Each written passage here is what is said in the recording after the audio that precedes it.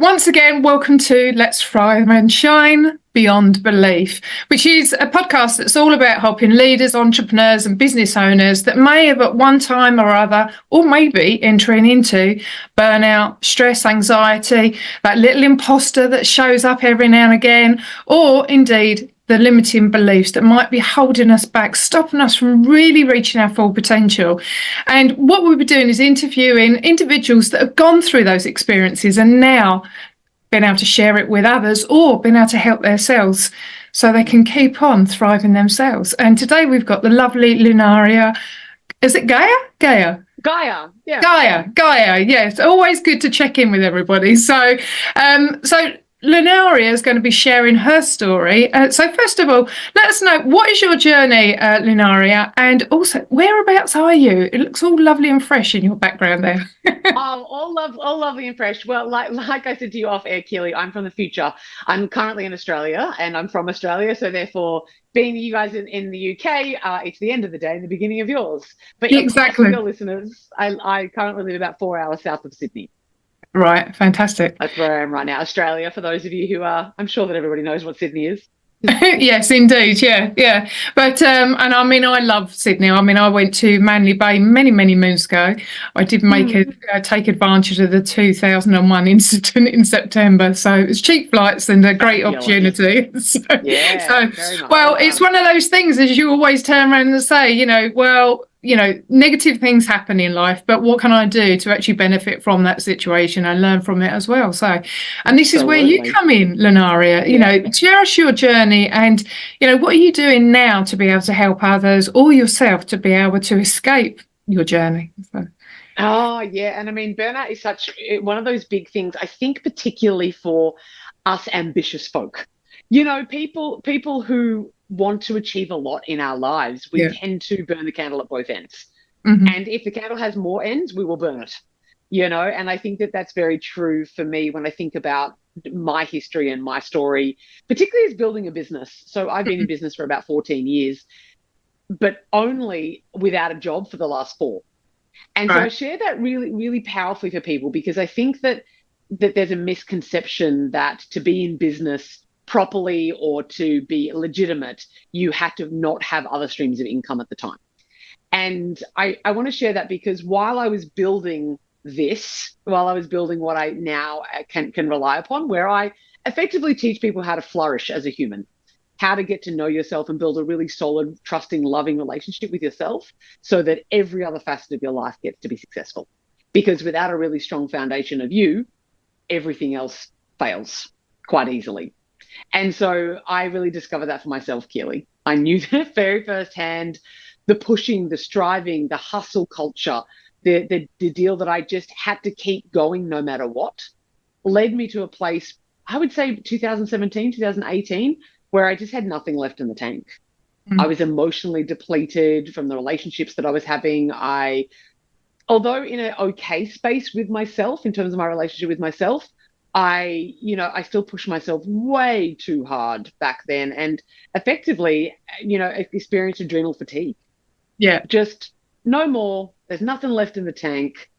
I would train really hard, attempting to do that thing because I thought I had to get somewhere all the time. It was always get somewhere, go somewhere, push somewhere. And effectively in 2018, my body had enough and said, sorry, love, no more, closing down. Yeah, and I hear you with that one. And it's an interesting thing that you say there, Lunaria, because so often I see that, and I'm sure you see it with, leaders, entrepreneurs, business owners, as you turn around and say, with that mindset. And I mean, even, when I was in the corporate world, you're going at that 1,000 miles an hour all of the time. It's like on repeat. Yeah. And you're not listening to your body. There are things that are going on, like headaches, maybe brain fog, arm aches, neck aches, all of those things that are in isolation, but you don't see them as one.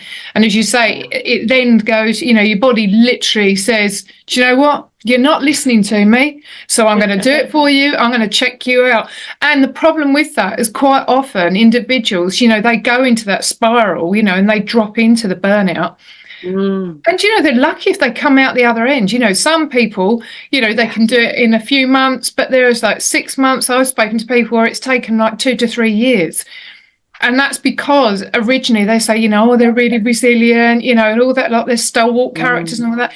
And that's precisely it, because you have those moments when you hit the ceiling and then you drop and then you get out of it. You hit the ceiling, you drop, you then get out of it, and you so on and so forth. And you keep on doing that until your body goes, that's it, I'm shutting down. So how long was you actually in that position when you did, finally reach full burnout? Oh, look, I think it had to be a solid, in terms of still showing up to work, having to, but like almost falling asleep in my places of work, or certainly in the commutes and all that kind of stuff, falling asleep. I reckon it was a good, badly 12 months. I think in terms of not being able to train, physical exercise or even going for a half an hour walk would put me out for days on end. Yeah. I was so sensitive to anything. I think also, Keely, because, and so many of your listeners are going to relate to this, because as soon as I had a bit of energy, I what's the word? I just bled it.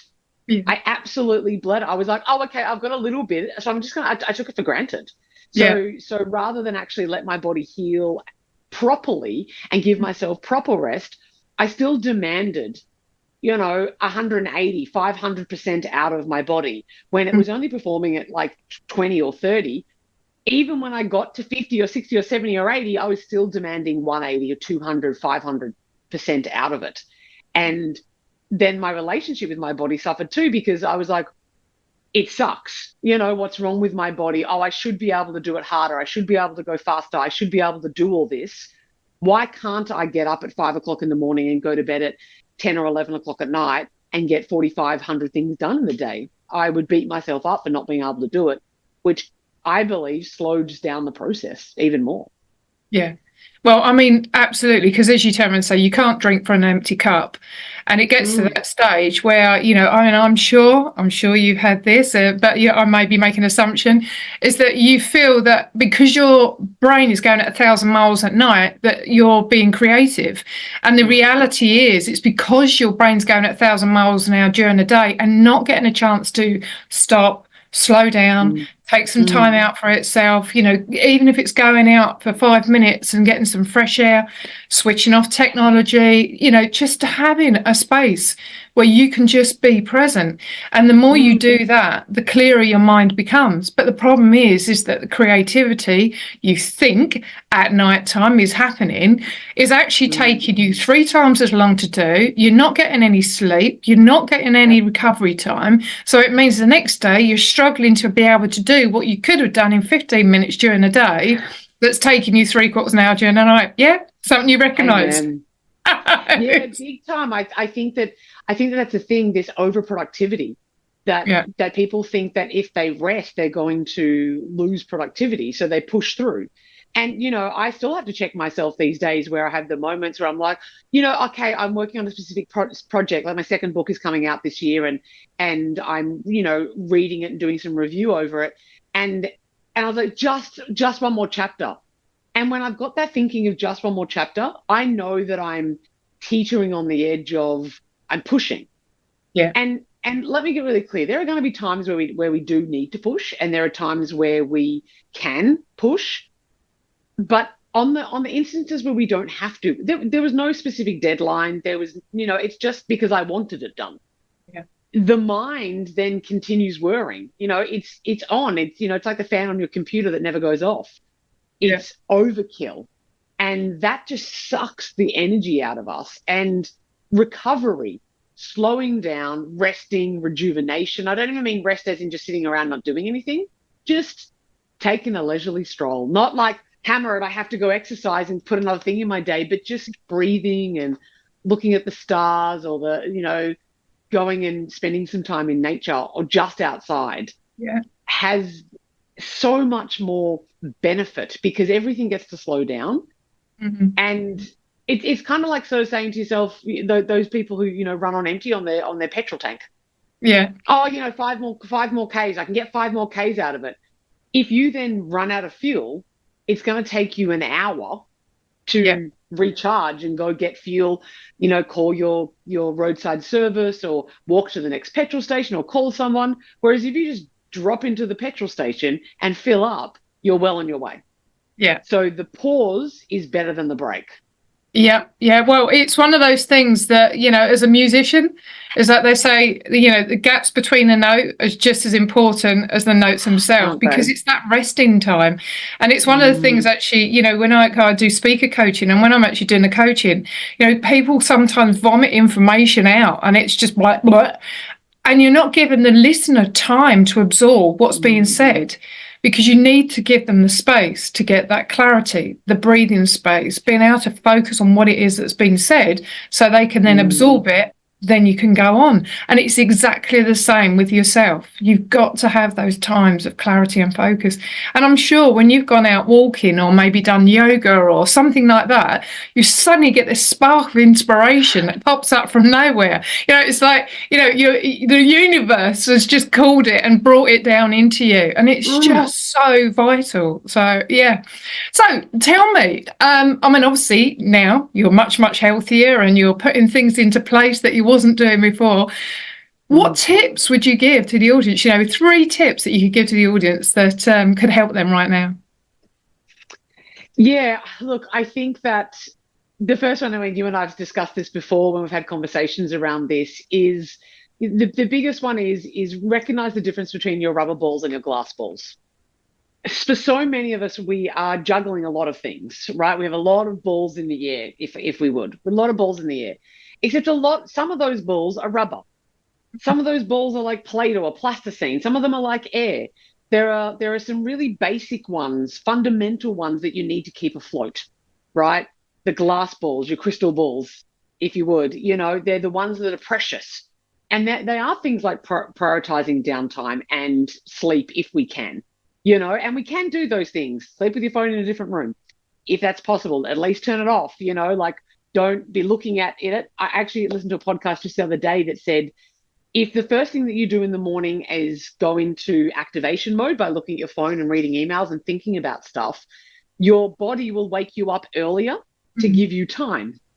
So you'll keep waking up earlier and earlier and earlier so that you have some space in the morning to not go straight into action mode, stimulation mode. So I think that if we think about, does that email really need to be read or replied to at 10 p.m.? Does it really need to at 7 a.m.? How important is that all of the washing gets done? Is that pile going to be okay? If you're on Zooms and all you can see is this area, it's okay if the rest of the house is trashed. It's fine. Allow some of the rubber balls and the plastic balls to drop. So that you keep the glass balls. And really, when I think about the glass balls, it's very often connection with loved ones, family, keep relationships alive, the one with yourself or your God, whatever that is for you, and health and wellness. Yeah. Because as soon as you don't have that, I think we take it for granted.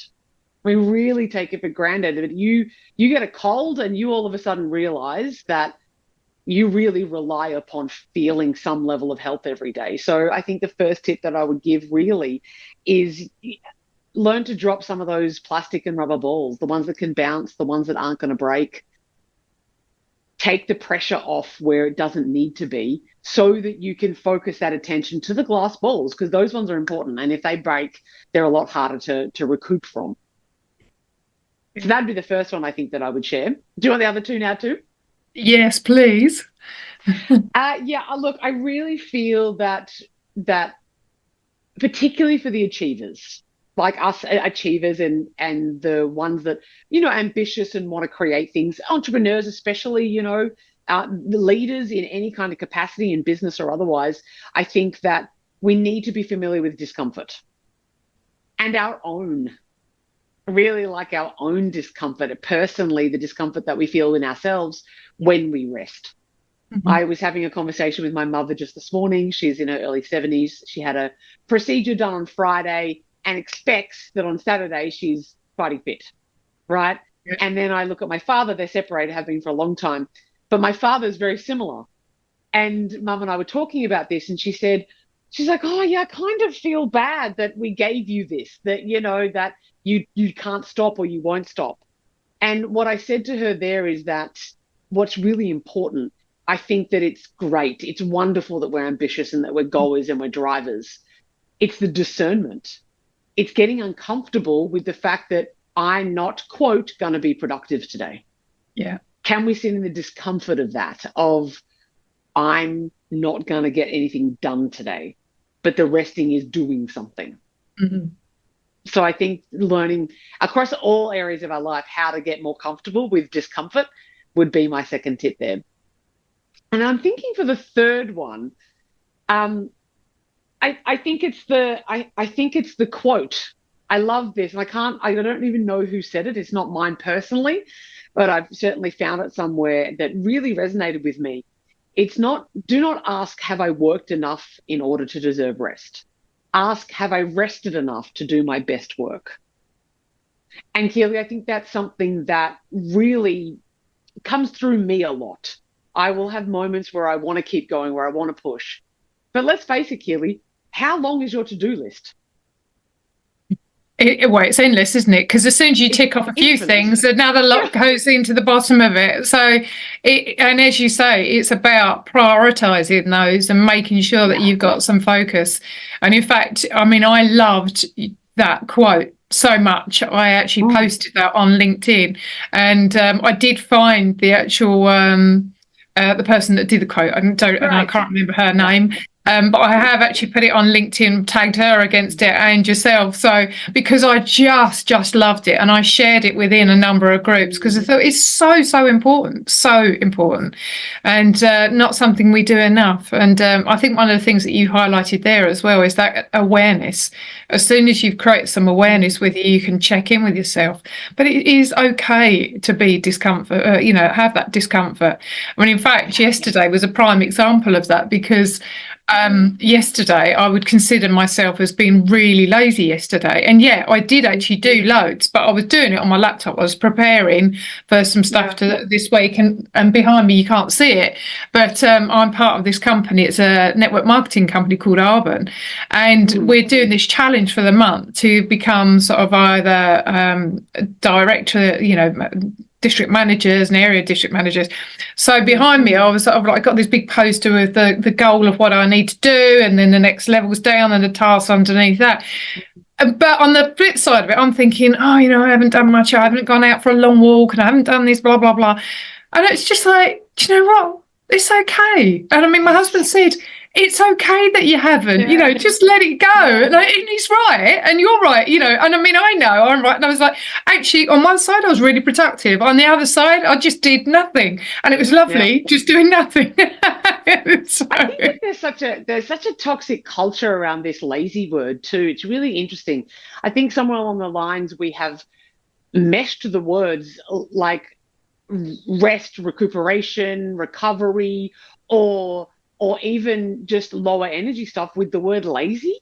Yeah. And I mean, I grew up thinking that I was lazy. And I think if I come back to that discomfort piece, or another tip I want to give people is you've got to learn to trust yourself. Yeah. Trust is so critically important, because on the days when you need to rest from your activity, like your workout, your exercise, your movement, or on the days where I'm self-driven, and I'm creative a lot in terms of the content that I put out there. I'm writing a lot. I'm creating podcasts myself and all that stuff. As we've said, you can't give from an empty cup. I can't draw from something that's not there. And this idea that laziness, it's like, is laziness the state or is it the characteristic? Yeah. Because I can be in a lazy state, and we need to be careful of our language here. I'm being lazy rather than I am lazy. Yeah. Because none of us, I mean, we're both here on a podcast right now. The fact that we've even done that tells me that we're not lazy people. Yeah. If you have a business, if you're like, you're not lazy people. Please differentiate between a lazy state and a lazy being. Yeah. Because the way that we speak to ourselves impacts the way that we feel about ourselves. Oh, I'm so lazy. And that lends to a whole bunch of other expletives that we would call ourselves. It reduces our trust we have in us. When we build trust and be like, I'm resting, I'm having a fabulously lazy moment right now. Yeah. I'm being fabulously lazy. Yeah. I know that I am motivated, driven, disciplined. I can trust myself that once this is past, because it will, I'm going to be activated again. Yep.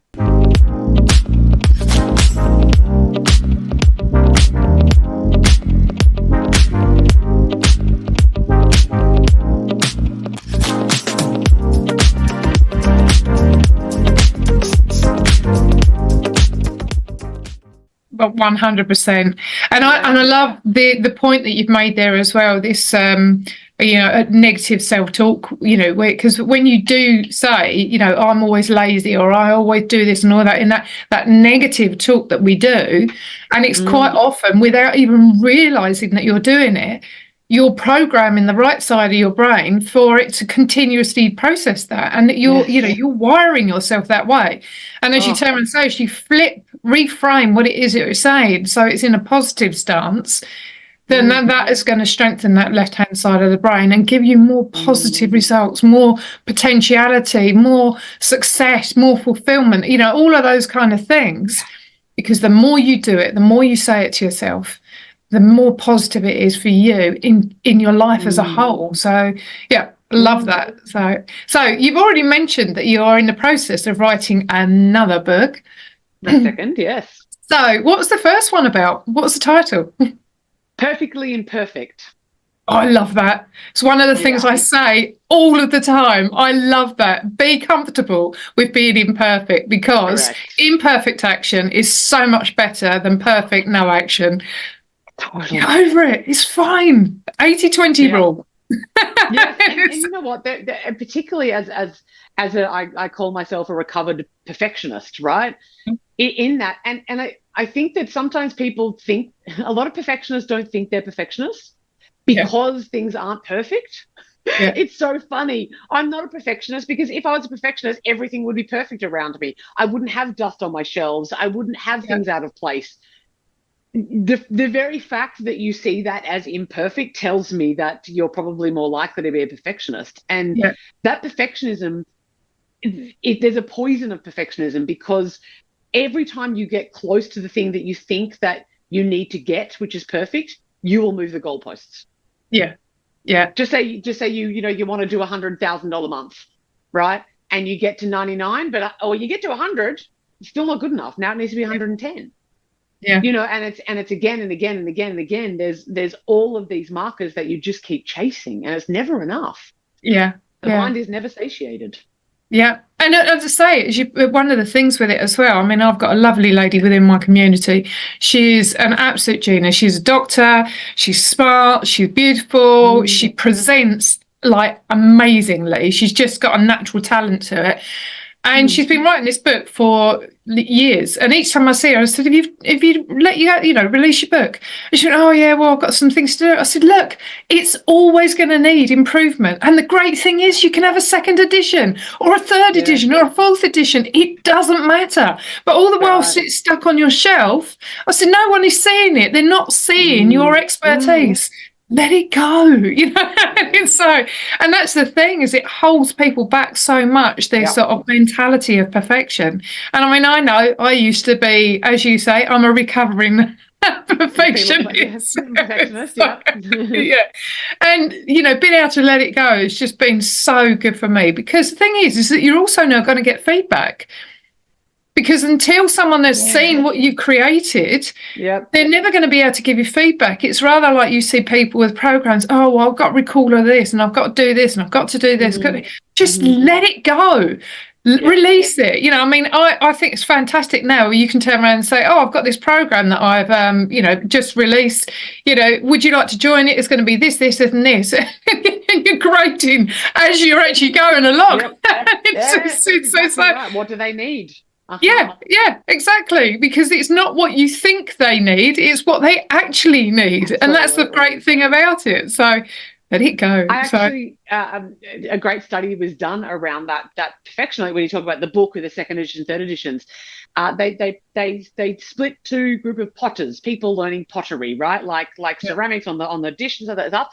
And they said to one group of people, split them down the middle, one group of people, they had to produce one amazing piece, one perfect piece by the end of the semester, 12 weeks or whatever it was, one.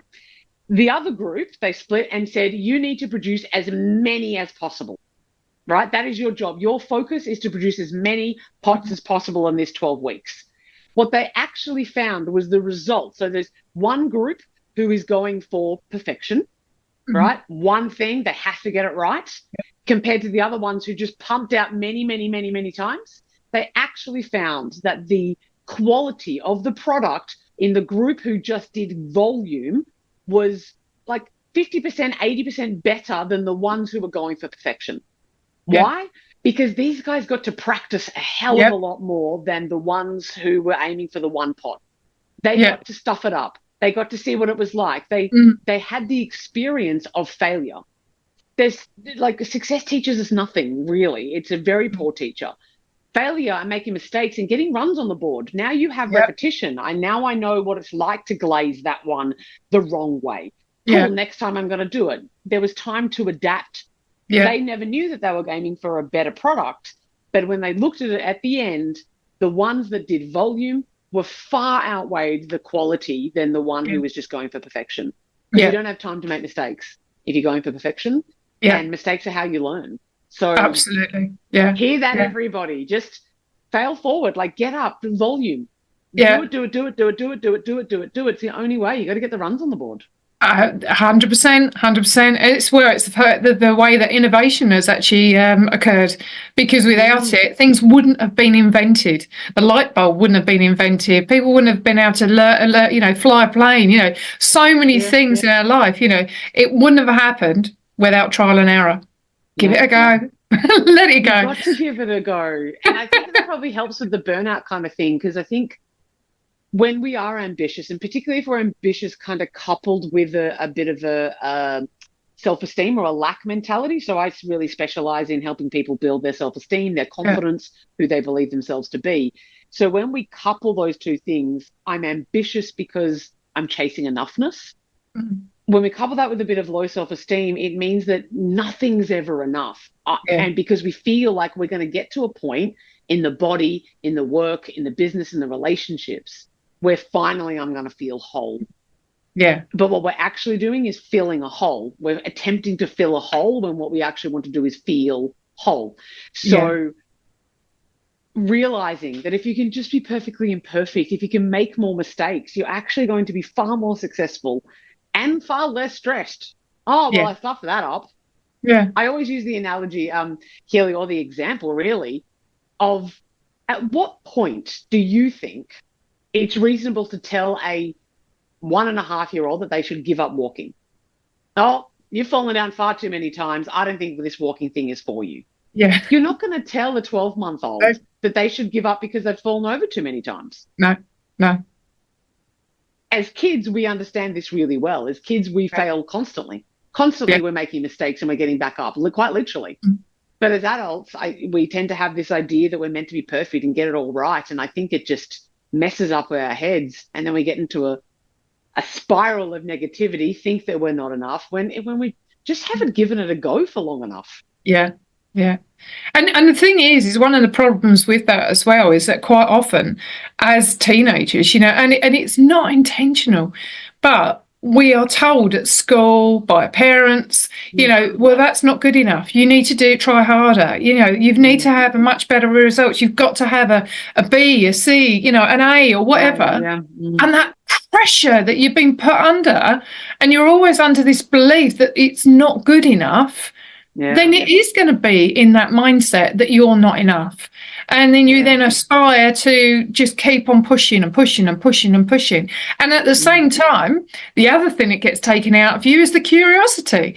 Because as children, kids are so creative and curious. I mean, I remember we used to park down the road, and it's the Glen, and there's loads and loads of bushes and the whole camps and everything like that. And we used to make camps. We used to build things, put in a tree and all those kind of things, and see if something works. You put all of these things together, make a bloody skateboard. Or a cart, racing cart or something like that, all of these things. And then suddenly, overnight, you just go, oh, no curiosity. And all the creativity's been stripped out of you when you've got so much to actually give. And it's not until, I think it's one of the beauties, I think, of being an entrepreneur, is that your creativity and curiosity does kick in, because you're like, oh, I've got this great idea, and it sort of pops in your head and comes out. The only thing is that you've also got to go, right, okay, then what am I focusing on? What's my priority? Because it's both, right?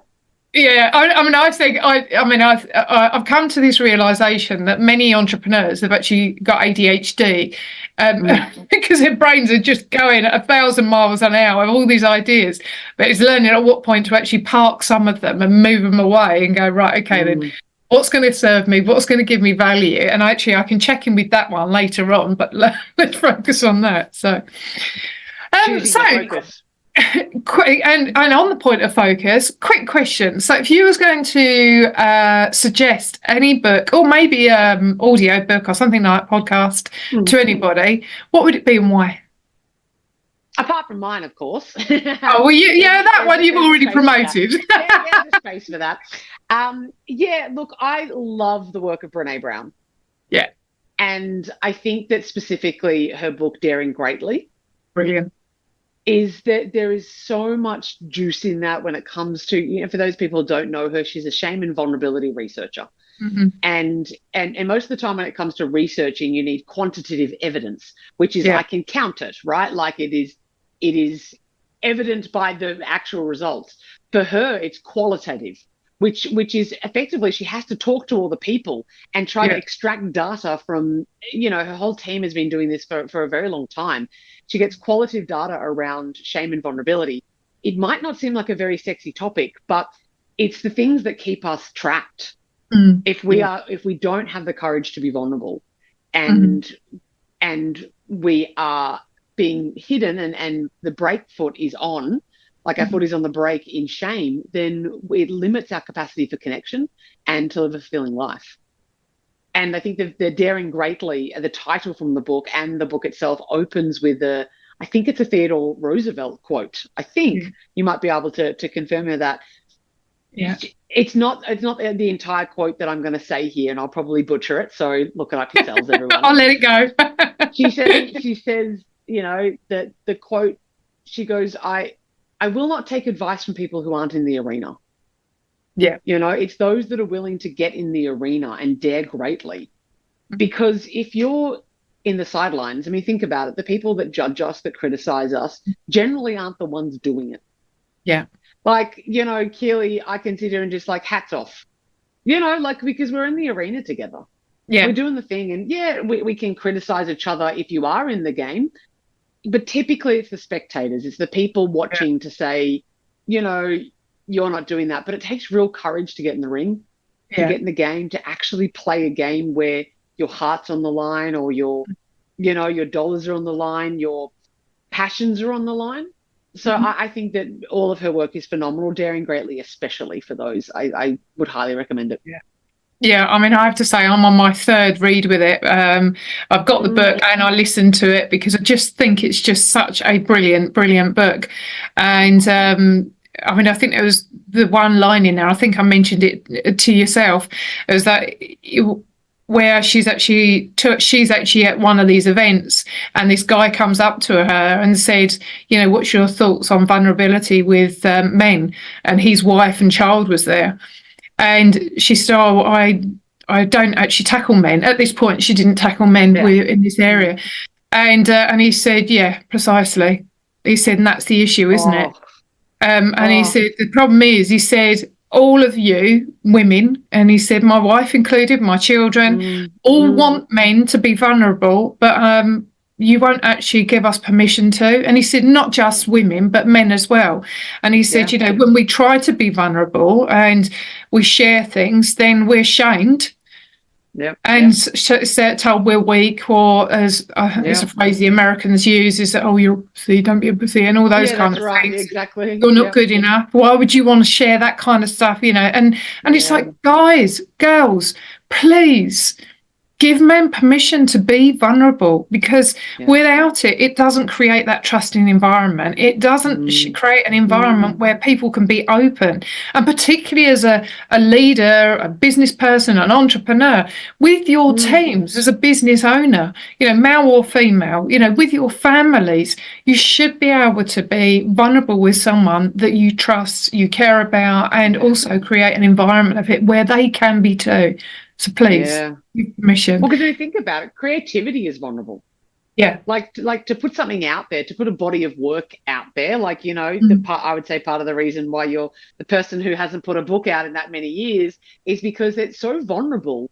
I've created this and I'm putting it out in the world. I don't know how it's going to be received. Yeah. So, if we want to be more creative, more innovative, if we want to have growth and expansion, actually vulnerability is one of the keys to it, because I love what she says about courage, that the original etymology of that word is from the word cor in Latin, C-O-U-R, the beginning of the word courage.